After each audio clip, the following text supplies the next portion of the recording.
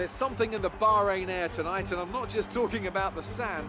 Our brightest minds have thrust their brightest ideas into the spotlight of the Sakhir circuit this evening as we look ahead once more to a Grand Prix that has thrilled us so consistently in the past.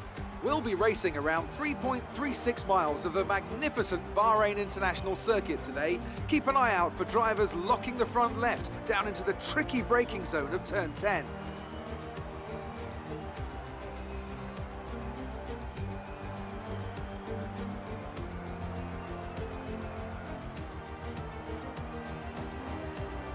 Joining me for today's race once again is Anthony Davidson. Now I want to ask you about Lewis Hamilton. As ever, the threat of unreliability is never far away, and indeed they'll be starting out of position today due to a power unit component change. So it's going to be a difficult task to move forward from there. But on the bright side, at least those fresh components can help them maintain the power they need to come through the pack.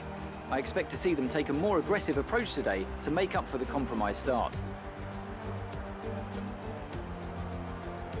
Off the back of a fantastic qualifying session, it's time to see how our starting grid looks for today's race. Martin lines up on pole position, and Valtteri Bottas will line up alongside. Moving on to the rest of the grid, we have Leclerc, Albon, Max Verstappen and Raikkonen, Sainz, Magnussen, Hülkenberg and Sergio Perez, Gasly, Hamilton, Lando Norris and Giovinazzi, Grosjean, Kvyat, Daniel Ricciardo and George Russell, Kubica and Lance Stroll brings the grid to a close. And with lights out just moments away, it's time to go down to the track.